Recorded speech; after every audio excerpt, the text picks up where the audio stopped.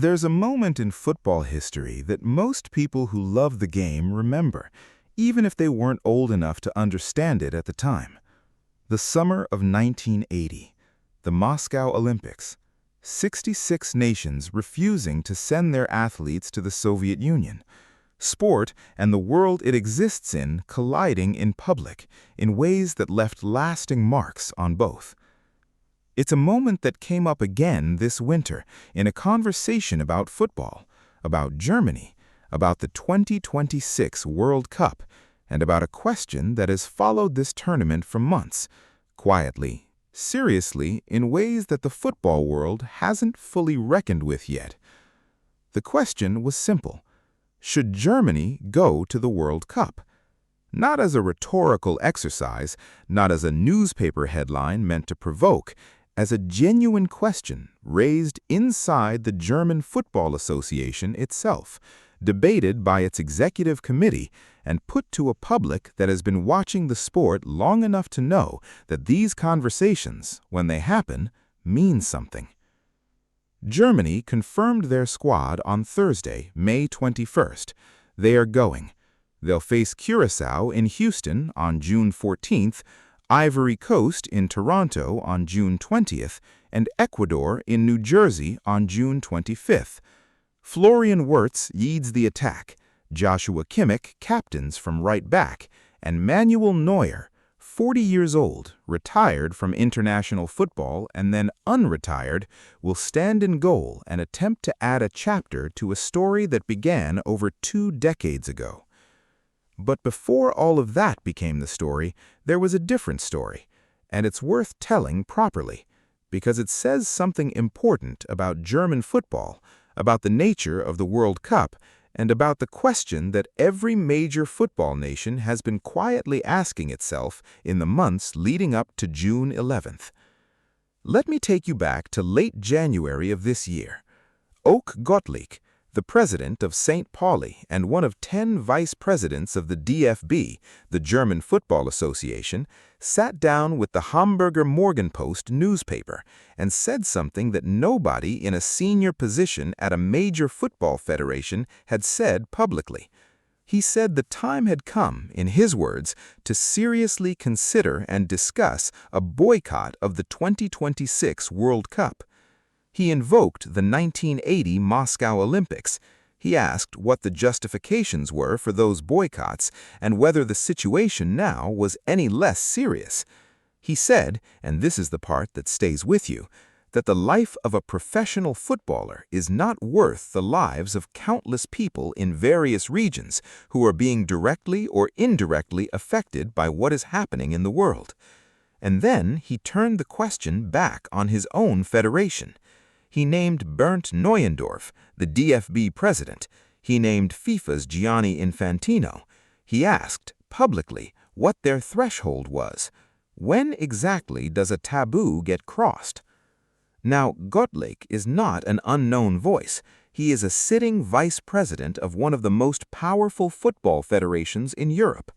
St. Pauli, the club he leads, is a genuinely unusual institution in German football.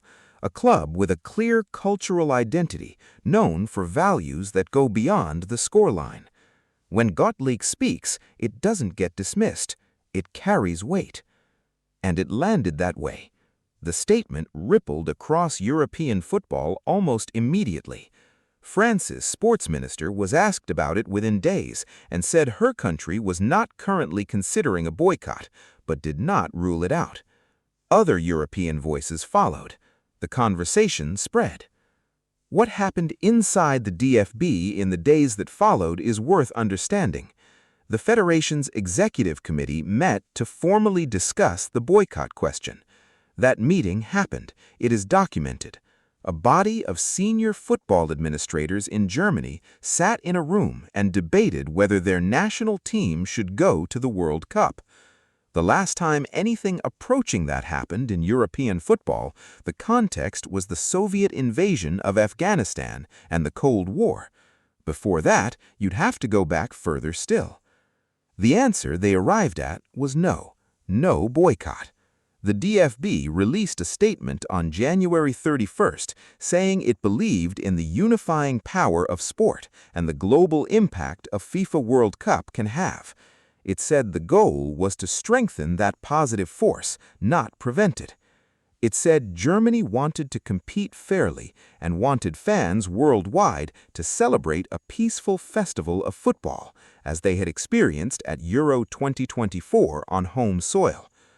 The statement also included a line that read as a quiet rebuke to Guttlich, that debates on sports policy should be conducted internally and not in public. He had gone to the press. The Federation answered with a communiqué. It was a formal moment, handled with all the careful language of a governing body that understood what was at stake on and off the pitch. But here's what matters about all of this, and I think you'll feel it if you've been watching football as long as most of the people listening to this have. Germany going to the World Cup in the end was never really in doubt. The structural reality of football made it close to impossible. FIFA's own statutes mean that a federation withdrawing from a scheduled competition without what FIFA would consider sufficient legal cause faces fines, suspensions, and potential expulsion from future competition. The financial consequences of withdrawal for a federation of the DFB's size are enormous, and the players themselves, Wirtz, Kimmich, Neuer, Havertz, have spent years building towards this tournament. The human cost of pulling them out is real and can't be dismissed. What was in doubt, and what the boycott debate revealed, is something more subtle. It revealed the discomfort, the genuine, unresolved discomfort that serious people inside the football world feel about where this tournament is being held, in these conditions, at this moment. The conversation Guttlich started wasn't really about whether Germany would boycott. It was about whether German football and European football more broadly was asking itself the right questions. He made a comparison that is worth sitting with. He referred to Qatar 2022 and said, Qatar was too political for everyone, and now we're completely apolitical? Those are the key words. European football spent 4 years from the moment Qatar was awarded the 2022 World Cup debating the ethics of that decision. National associations produced statements. Players made gestures. The Germany team famously covered their mouths in a team photo in protest. And then the tournament happened, and Germany went home after the group stage, and life moved on. For the senior people who made those protests, there's a genuine question of consistency. If the values being invoked are real, they apply everywhere, not selectively. If they only apply when it's convenient or when the host country is sufficiently foreign to make the discomfort manageable, then they're not really values at all. That's the hard thing Guttlich was saying, and the DFB's answer that the conversation should have happened privately doesn't quite address it. This matters for anyone who has been watching German football for the past decade, because the past decade has been a difficult one. The 4-time world champions failed to reach the knockout rounds in 2018 in Russia. They failed again in 2022 in Qatar.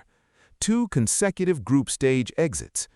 At those moments, the question of values and the question of results were almost unbearably close together. Germany were making gestures about principles on the outside while struggling badly with the football on the inside. Whether those two things are connected is a conversation for another day, but the coincidence is hard to ignore.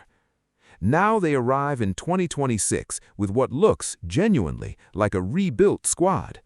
Nagelsmann has spent the best part of 2 years constructing something that feels different from the Germany of recent cycles.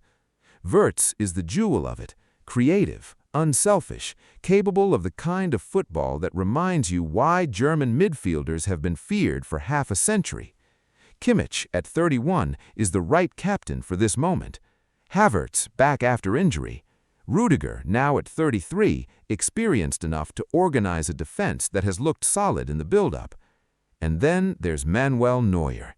If you've followed football for any serious length of time, you understand what Neuer at his best represented. A goalkeeper who redefined what the position meant. A sweeper keeper before that phrase became routine. someone whose reading of the game, whose ability to act as an 11th outfield player changed how coaches thought about the role.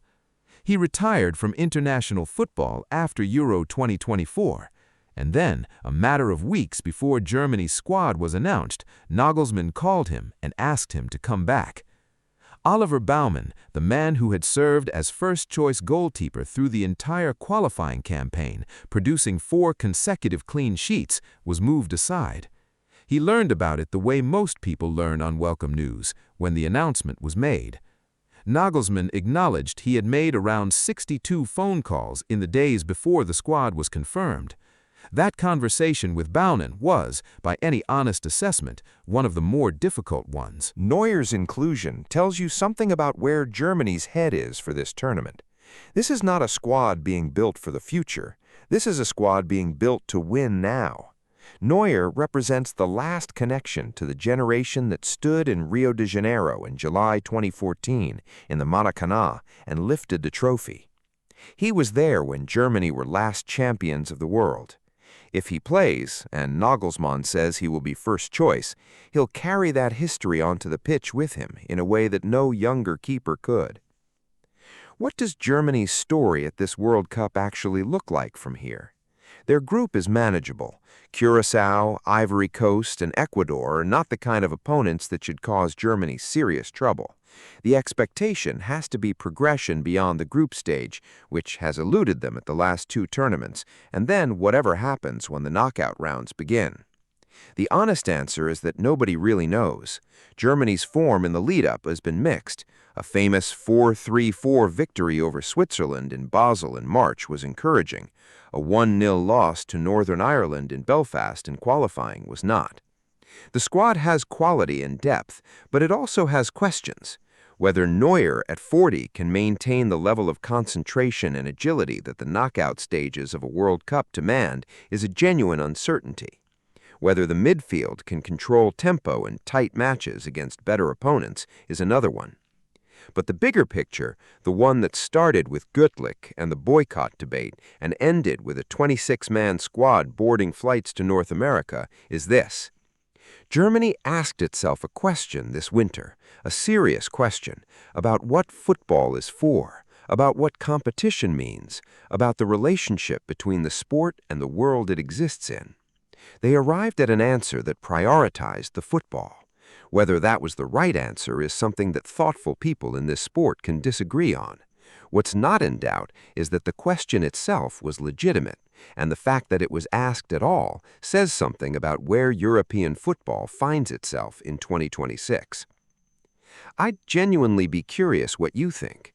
When a federation debates whether to attend a World Cup, not as a publicity stunt, but as a real institutional question around a table, does that change how you feel about the tournament?